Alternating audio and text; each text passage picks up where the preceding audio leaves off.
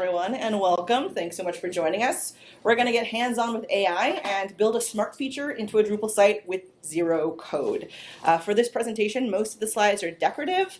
For slides that aren't, we'll describe what's on the screen. And just a reminder for the folks that have just come in that if you want to participate, pull out your laptop, get onto the Wi-Fi. We'll have you spin something up from a system that we've got set up for you to make it automatic, and you can follow along with the instructions and build with us. It just occurred to me I forgot to turn on captions. Oh, captions, please. Are we captioning? Are we captioning?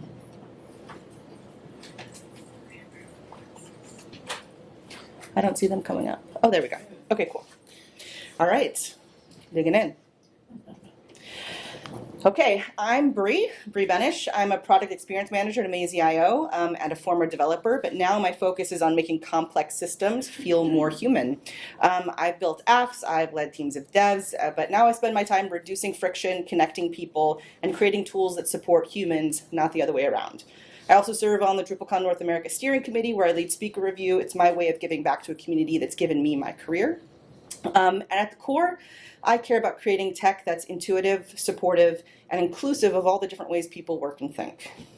And my name's Matthew. I'm a digital strategy leader, AI advocate, and neurodiversity champion with deep experience in accessibility, inclusive design, and enterprise transformation. I've led AI-powered innovation at Pfizer, where I help scale global platforms and streamline digital operations. Today, I serve as AI ambassador for amazee.io, and I contribute to the track team for the DrupalAI strategic initiative, where I'm helping shape the future of open source AI integration. I also serve as the board chair for Drupal Colorado Incorporated, and regularly speak on topics like AI, ethics, digital inclusion, and neurodiversity in tech. At the heart of my work is a simple goal. It's to use technology, especially AI, to build more accessible, equitable, and human-centered digital experiences for everyone.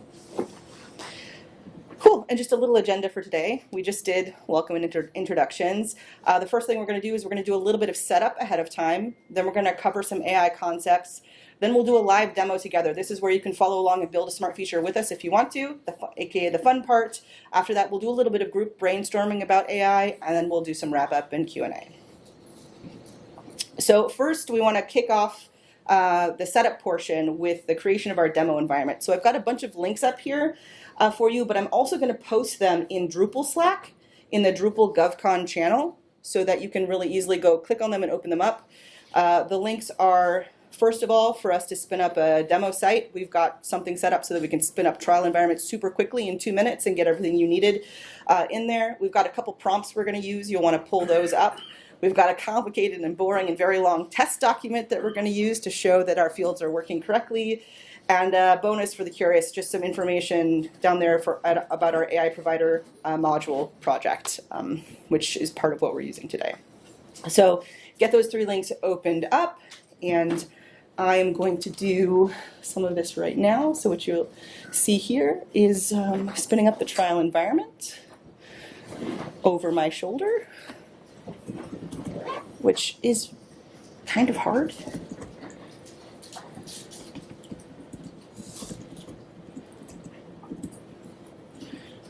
Cool.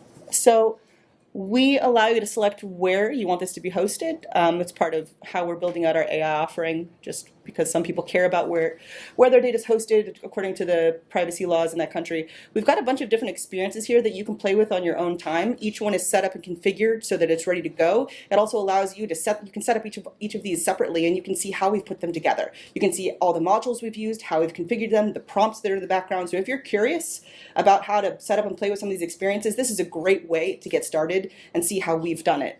But for today, we're going to do Advanced Drupal Skills Edition. I'm going to agree to the terms. I don't want any more emails. I'm not a robot. Boom. And in a couple minutes, while we're doing other things, it's going to bake in the background like a baking show. It should be good to go. Cool. Now if I can get my cursor back. Has everybody who wants to participate got to that page? Should we slow down for just a second? Yeah, we can take a pause. Do you mind going back to the quick landing page? The landing page? It's at amazee.ai/Drupal-AI. Right here. But then I suppose the next step after that. So at the top of the page, do I just, is it this one? Don't. Or you could just actually scroll down Yeah, scroll down to the bottom. to where it says experience Drupal AI demo for free. My box looks different now because I filled it out, Oh. but it's just your name and your email address because they're going to email you the credentials. Yeah, it'll just be a pin that you're going to need to put into Yeah. the experience. Under experience, the drop down list, what do we select? Advanced Drupal skills. Okay, gotcha. Advanced Drupal skills.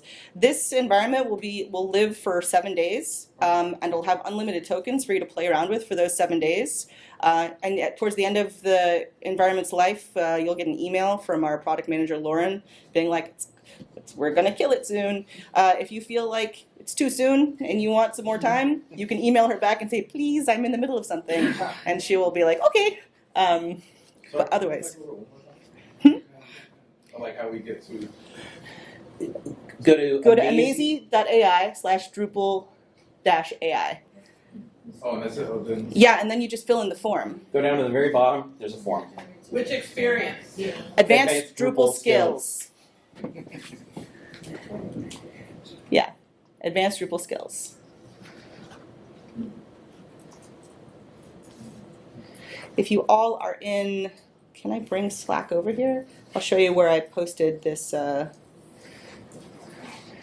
In Drupal Slack, there's a channel called Drupal GovCon, and I popped all these links in here. Is everybody in Drupal Slack who's participating in this piece of the puzzle? Anybody not? Okay. All right. So we'll make sure that you've got those links with some shortened URLs as we get closer. Yeah, we'll come back when it's time to open up the prompts.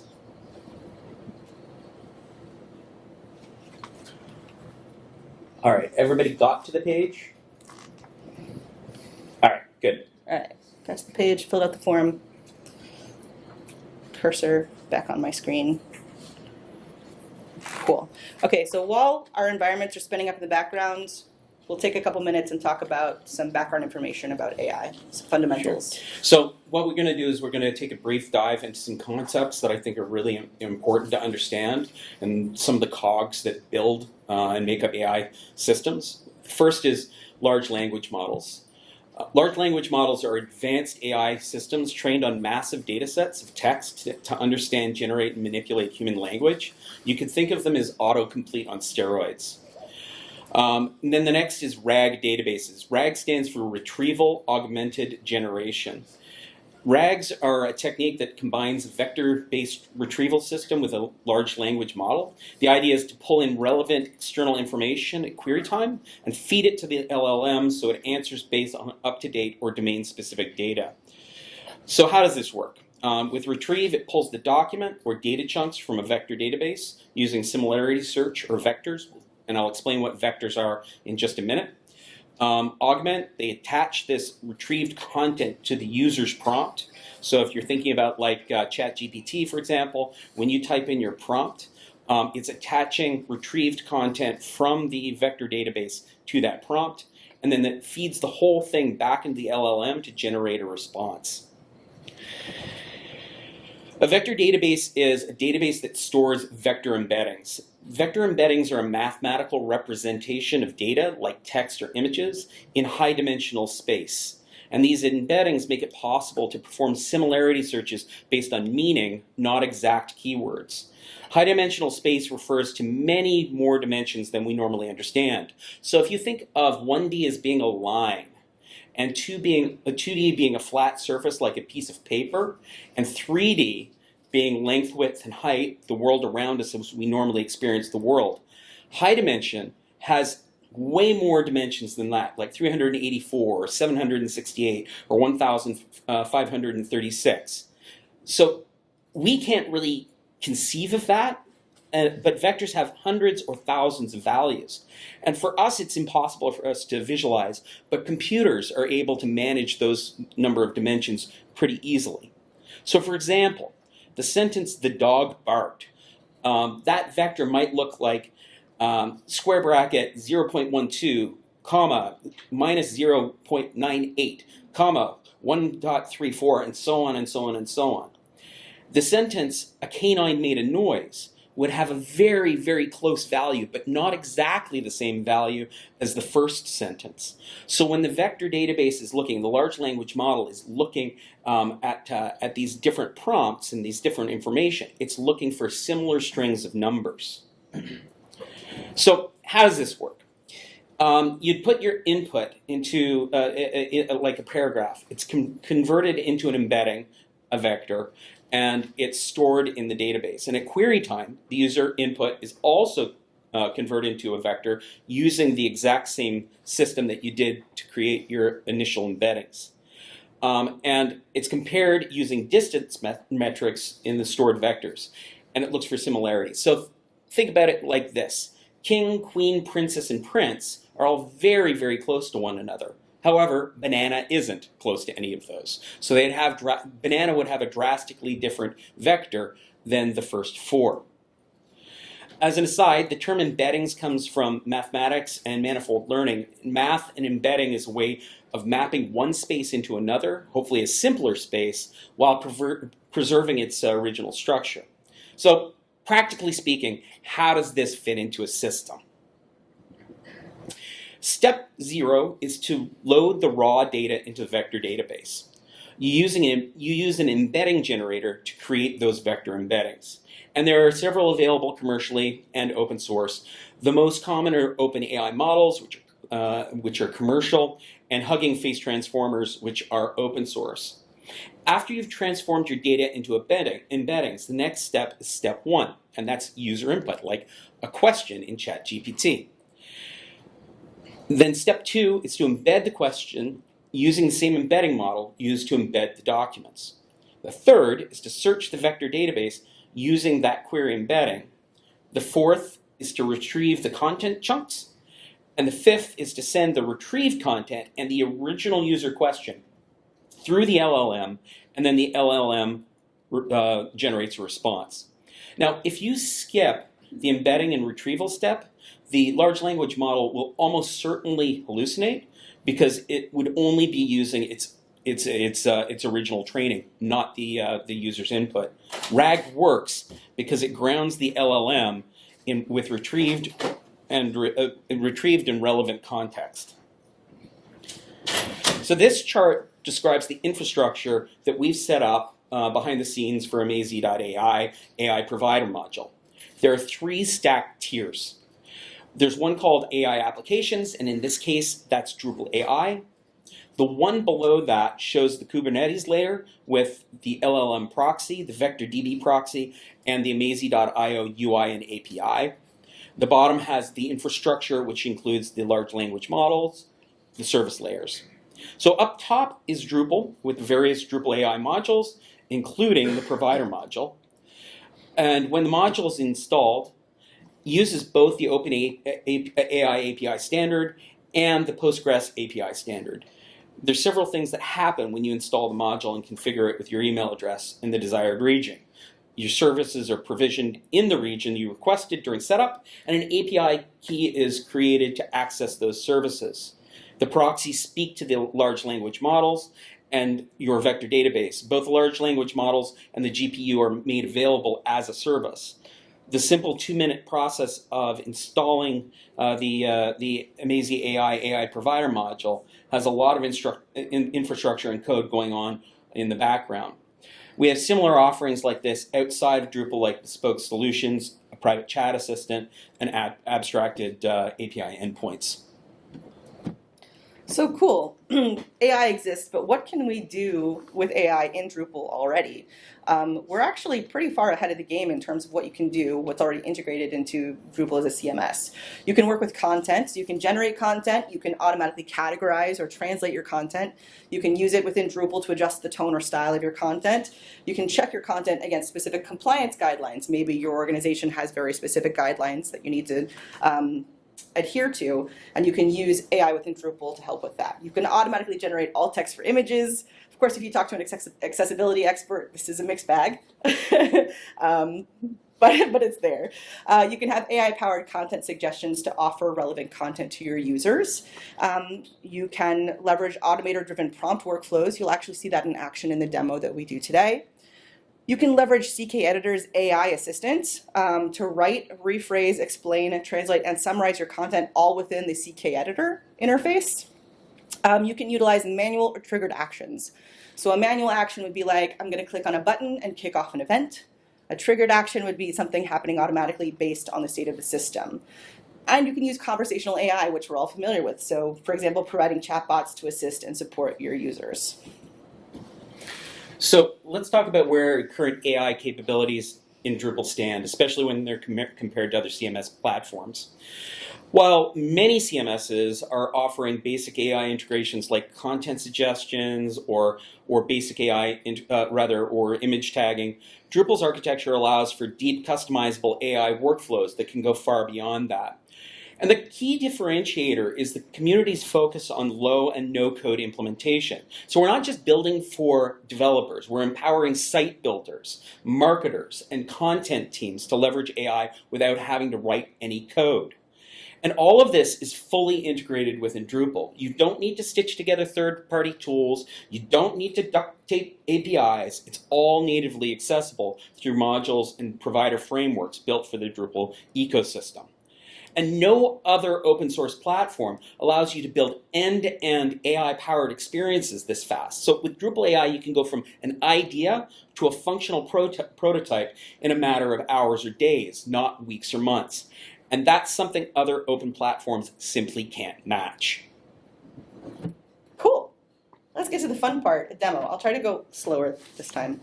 You can slow me down if it feels like I'm going a little too fast.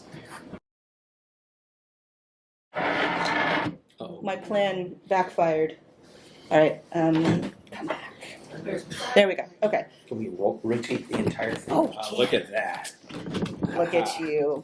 You must have been an engineer. Okay. It's on wheels. Woohoo! All right. So let's go back to. Where's my cursor? Control. Okay. So let's go back to our form. We should have a congratulations success message at this point, and we also should have a magic URL to log us in. If you Did everybody get that? I'll go back.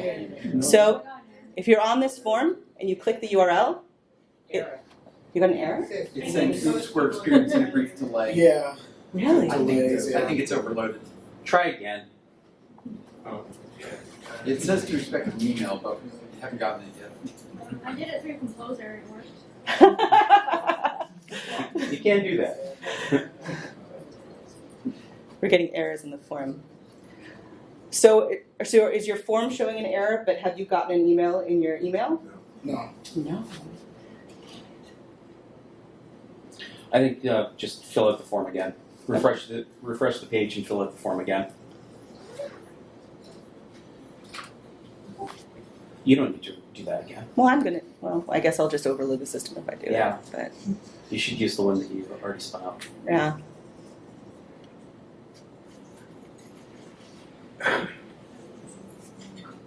It's going to take them a little while to spin it up, though. Mm-hmm. Yeah.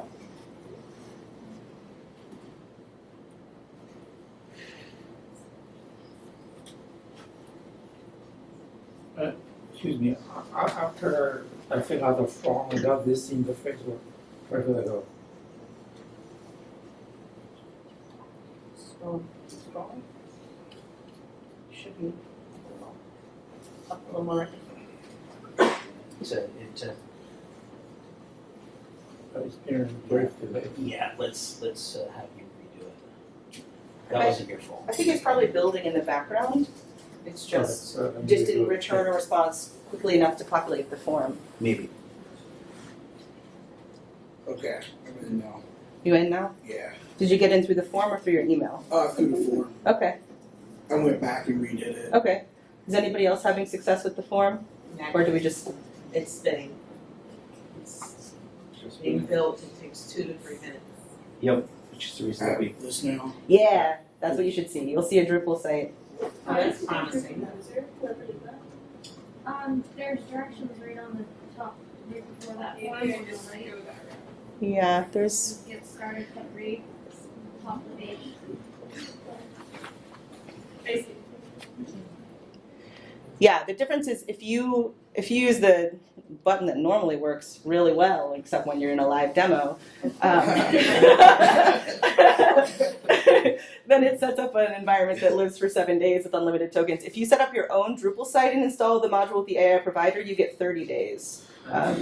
Yeah. Okay. The thing is, when you use the button, the magic button that should work, but it's a live demo, it sets up most of the modules that you're going to need Yeah. automatically. If you use Composer, you're going to lack probably a bunch of the modules that you need when we're going through the demo. Yeah, the trial experiences where I showed you in the dropdown, like I said, they come pre-configured with a bunch of stuff so that you can see how we set stuff up, and that won't happen if, of course, you're setting up your own blank Drupal site and just adding the module. Or Yeah. separate composer requirements, so we could just like composer require amazee content in them. No, We don't have, I don't think we have recipes or there anything there like that. isn't a recipe for the one that we're doing today. Okay. We did ask to install the button, Yeah, good. but there's additional, I think there might be. I think you're going to find yourself in a situation where you're missing things that this is automatically enabling for you. Yeah. And we can take a look right now at the modules we're using. But I think we should just keep going at this point. All right. So I'm hoping that people can catch up, but I guess we're ruled by the clock. So the first thing I'm going to do is go into extend, because there is one module that I'm going to need to enable on here. Should have made a sacrifice to the demo gods. So I'm going to type in AI just to take a look at the AI modules that are already enabled. So I've got AI Core, I've got the Amazee AI Provider, Light LLM, Open AI Provider. Those are the AI modules. And then I'm going to install the AI Automators module. So could you just name those real quick, AI Core? Mm-hmm. So AI Core, right now I'm installing AI Automators, Okay. the Amazee AI Provider, Light LLM AI Provider, and the Open AI Provider. You're also going to need key and token. Cool. I need to hit the button. Button. I should not have. Okay. Hit the button.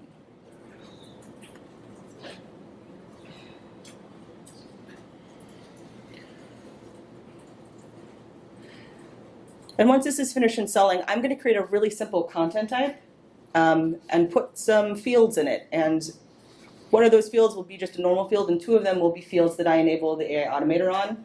And we'll see them in action once everything's put together. Just setting the stage as I wait. Woohoo! Okay. So structure, content types. We're going to create a content type. Add a content type. I'm going to be really revolutionary here, and I'm going to call it article.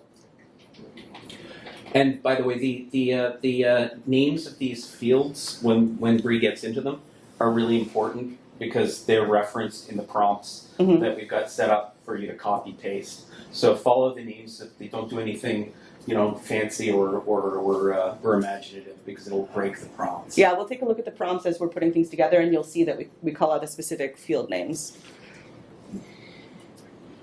Okay, so I'm going to save this. All right, so let me create a new field.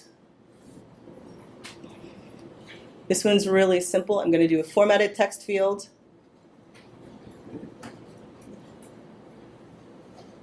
I'm going to call this one body and choose text formatted long, which is pretty normal for a body field. And this is just our normal field. It's not anything special yet. Allow text format as content and save. Nothing too crazy here.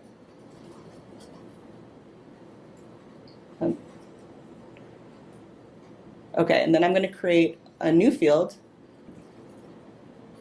This one is also formatted text. And this one I'm going to call simplified title. Oops, I need to spell it correctly. Simplified title, text formatted. Not text formatted. Just regular text Yeah. format, yeah. So this is going to, we're going to feed it a really complex text, and it's going to simplify it for us. And this is going to be a simplified version of the title, which is why we're calling it simplified title. And for folks to understand what we're building a system that's going to take a graduate level essay and crunch it down into a 6th grade reading level. So that's the reason that we're using the word simplify in there. So just a normal setting here, allowed text formats as content. And this is where we start to get into the AI settings. So I'm going to enable the AI automator. And then under choose automator type, I want LLM text. What's the difference between text and text simple? So text will allow for markup and markdown. If you do simple, it's going to strip out any markup or markdown that you've got in the field. I'm going to leave my automator input mode as base mode. Advanced mode allows us to put in tokens, but we don't need that. We're just going to use base mode. From my automator base field, this is the field I want it to refer to. I'm going to refer it to the title field. And here is where I'm going to enter my first prompt. And so I've got a prompt here. That's a terrible URL. If you want to pull it up, I'm going to go back to the, can I go back to the shortened links? Yeah. So this one is the bit.ly/simplify title prompt.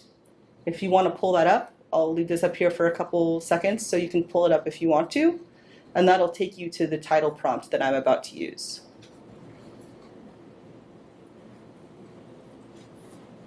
Everybody good?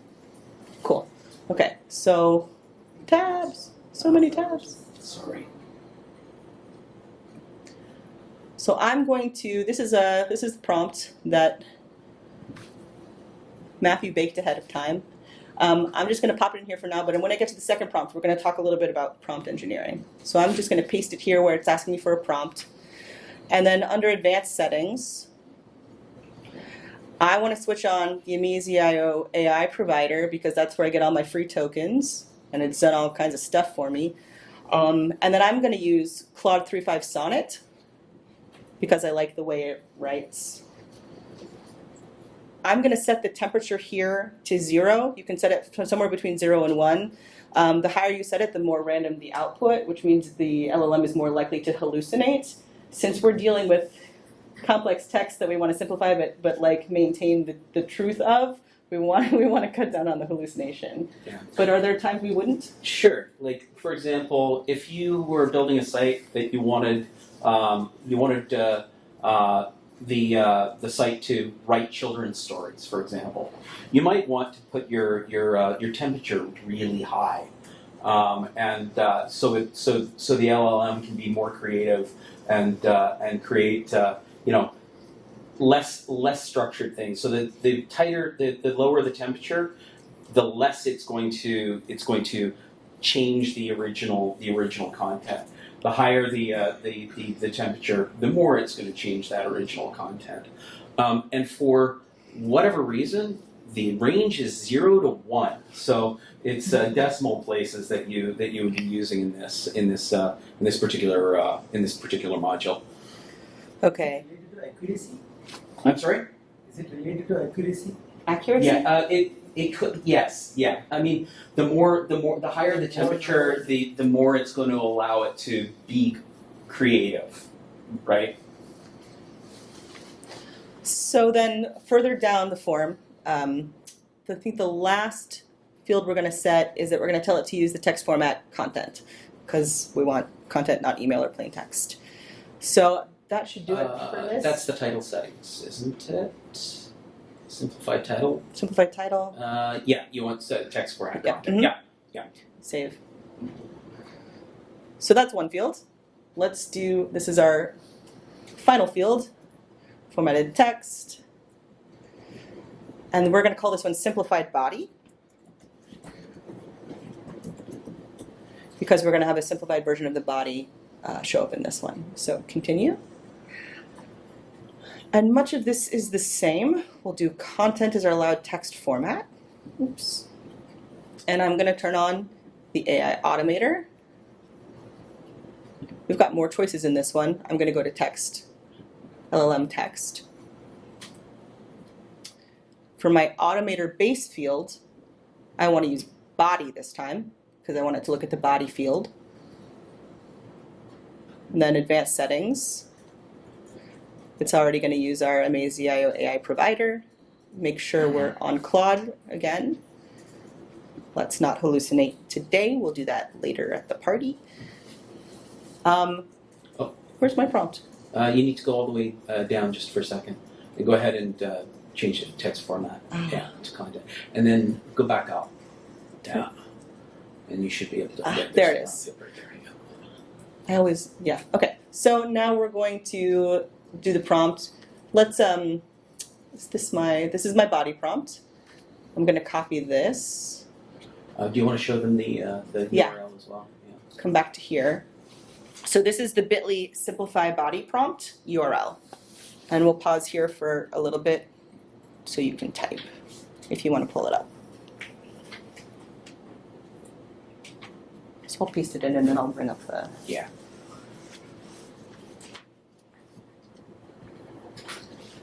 Has everybody pulled it up if they want to? Okay. All right, let me pop my prompt in, and then let's talk about prompt engineering for a second. Okay. Can everybody hear me okay? Yeah, okay. Too small. Too small. I'll embiggen. Embiggen it? Yeah. All right. So this, what I've done here is I've broken down the different chunks of that prompt that you just pasted in, where we're going to talk a little bit about the 6 areas that are important. So you're probably used to the whole idea of going to ChatGPT and just saying, why do cats meow, right? That isn't prompt engineering. That's just putting an instruction in, but there's an internal prompt or a series of internal prompts in ChatGPT that actually makes the mixture work. Same with DrupalAI. When you're dealing with DrupalAI, you need internal prompts that give guardrails to how the AI is going to behave. So there are 6 sections in this prompt. The first is instructional intent. And what we've got here is rewrite the main body content between the context delimiters, and the context delimiters are at the bottom in the curly brackets, and it says context. And what that's telling the AI module is use the body of this particular content type. And then it goes on to say, for a general audience at 6th grade reading level, preserve all key ideas and logical flow, but simplify vocabulary and sentence structure. Ignore the field called title. What this does is it defines the task clearly and concisely. It sets a clear reading level for accessibility.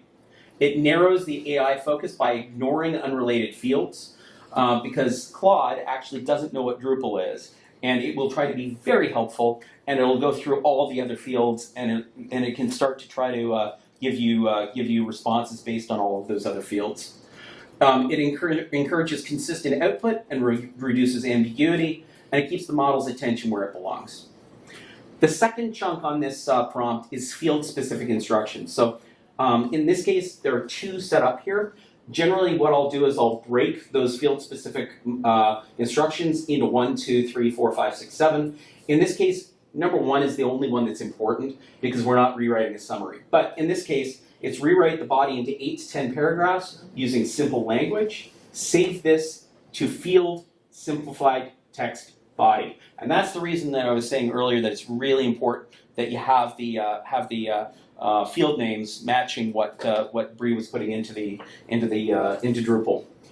And what this does is it breaks the task into subtasks. Can you scroll a little bit? Yep.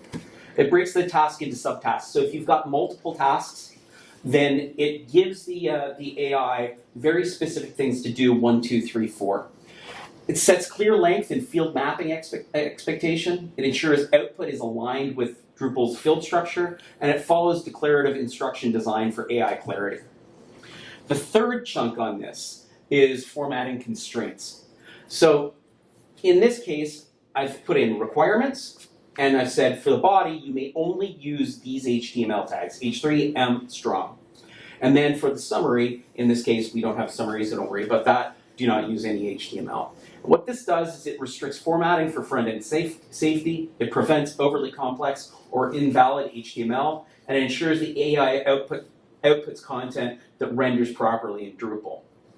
Okay, then the fourth is structured output format. So I'm telling the AI specifically that I want JSON arrays that are structured in a very specific way. Field body value, H3 written body content, etc. So I'm giving it an example of how I want it to output. What this does is it enforces precise format, the precise format expected by the automator.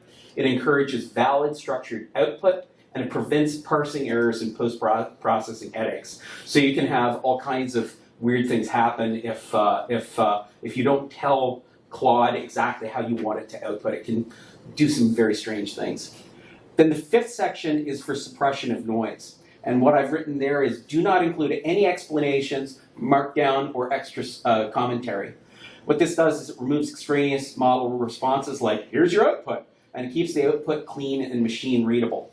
So Claude wants to be really helpful, and often it's looking for you to give it a pat on the head, and they'll say, "Look what a good AI I am! I've done all the things that you told me to do," and they'll list all the things that you've told it to do, almost like it's desperate for affirmation. This tells the model, I don't want any of that. Don't do any of that. Then the sixth section is context definition. We talked about that at the very top a little bit, but you can see in the curly brackets it just says context, and that's telling the automator to use the context of that node.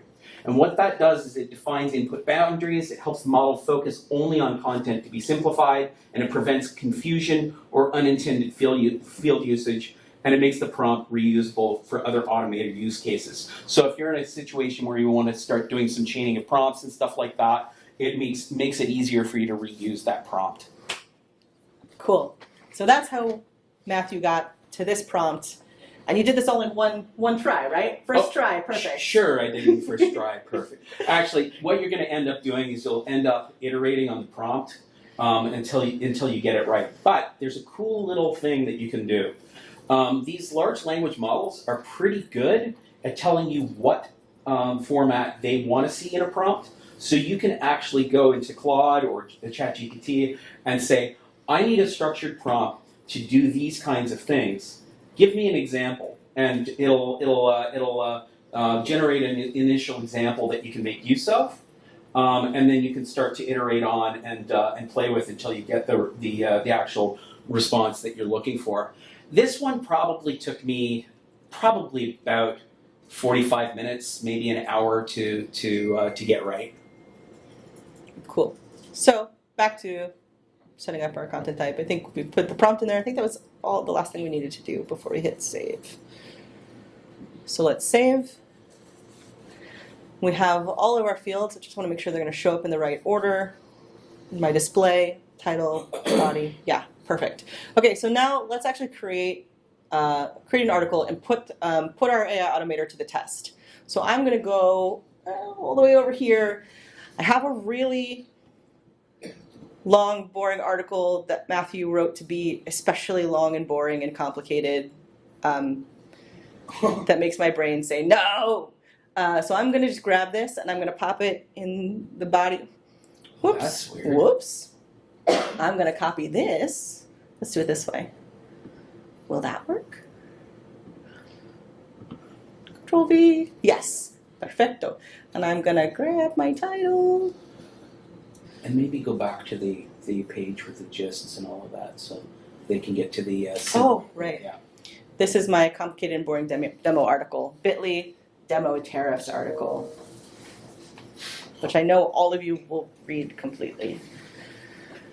It's great if you need to go to sleep. Yeah. Where did you get the prompt engineering article?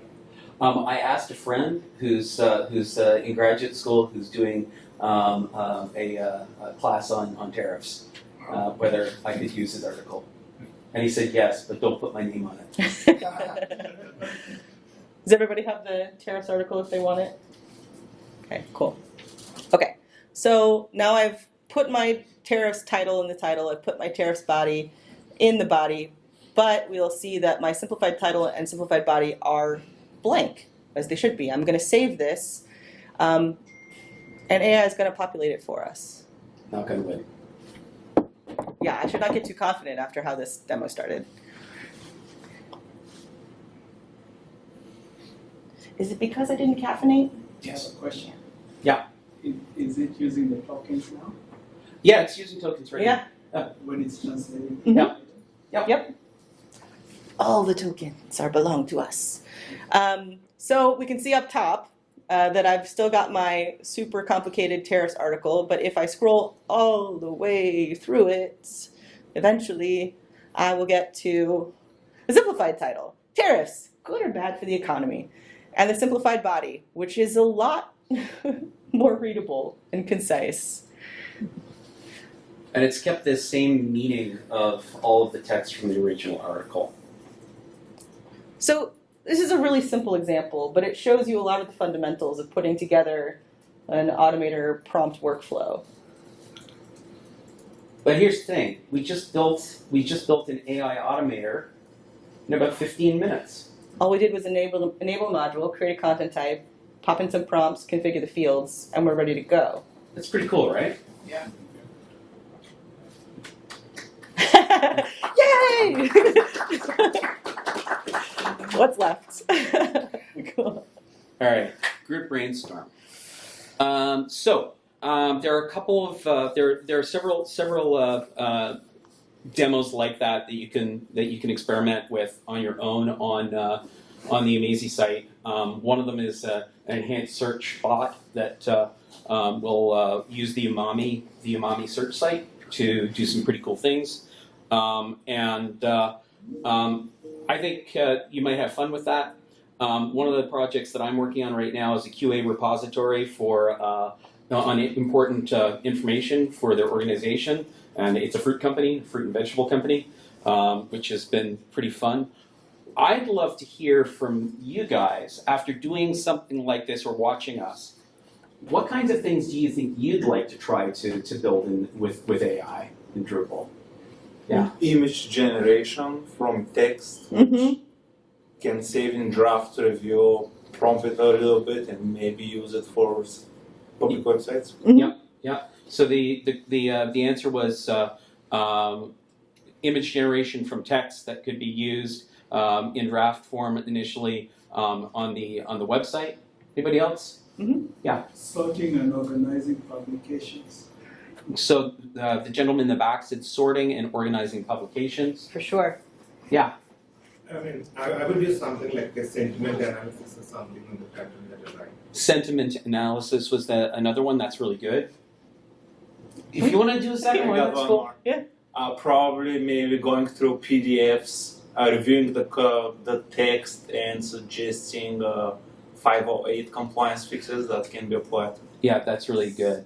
PDF, looking through PDFs and checking for 508 compliance and making suggestions. Yeah. So just a suggestion, like in the demo which you showed, right? Yeah. I mean, in real life implementation, I would like to have like some kind of content moderation in between. You can absolutely do that. Yeah. Yeah. So we can customize that, like. Yeah. Oh yeah. Yeah, you can set up content moderation. You can hide original fields as well. We didn't do that because we want to show the how the original fields compare to the. But I don't want to trust AI completely. Yeah, of course not. Yeah. You can absolutely set it to go into draft to begin with. Yeah. Yeah, I would recommend that. Maybe a question, suggestion. What if you're working with scientists and they're always asking all these hard questions? Is it just one size fits all for, let's say, like creating a news page? Can somebody choose how they want to use it, like simplify, hallucinate, or hallucinate? on different users. Let's say like one person doesn't care data on that, wants to control everything there. So that's really interesting. I think as the module exists right now, you can't expose those to the front end. But I don't think it would be too hard to write something that will allow you to expose those choices in the front end. I think that's kind of cool. But as it stands right now, I don't think that you can expose them like you could expose views filters or something like that. You can do it with additional field. Yeah, Which you is could. going to be provided to the content editor, and Yeah. he can set the parameter and use it in the prompt. Yeah. So you're suggesting that you could set up your own fields that could inform the automator on the back end. That's pretty smart. Yeah. But once you save it, does it like regenerate things every time? Do you think there's a way like? Yeah, it won't regenerate it if there's text in the field. If you take the text out of the field and ask it to do it again, it'll regenerate it, and you'll get a slightly different result each time. Yeah. Sort of beyond content, but I think it'd be cool to get a list of potential portions of a page that are for A/B testing. Yeah. So the gentleman was suggesting setting it up so you could get different portions of the page for A/B testing. That's cool. Setting a block on the side that is similar to, or you might also like. Yeah. So content recommendation. Mm-hmm. Yeah. Yeah, those are all Right. great ideas. Does everybody here feel like at this point they could go and they could build something? Put up your hand if you think that you could build something now. All right. Cool. I mean this in the best possible way. That was the least confusing AI, DrupalAI presentation I've seen so far. Yes! Fantastic! That's our goal! If the AI provider is based on leadership, right? Hold on, can you repeat? If I have to make a proposal of this to my leadership, like, Yeah.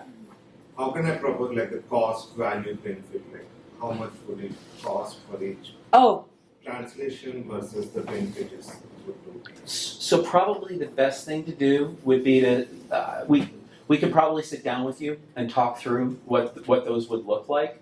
And you'd either need to figure out whether you're going to build it internally or whether you're going to use an agency or whatnot. But I think the easiest way is for us to understand what the problem is that you're trying to solve first, and then it'll be a whole lot easier to identify, where you might have cost benefit or not. Because in some cases you won't, right? You want to, in general, what you want to do is look for problems that are repeatable problems that AI is really good at doing, rather than one-offs.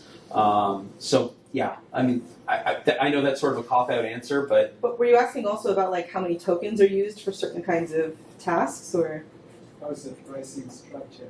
Yeah. Oh, for the well. User, oh, organization. so our provider module is free for the first 30 days, then it's $30 or $100 per month, depending on what level of support that you want. It's not per user, so it doesn't. There's no limit on users.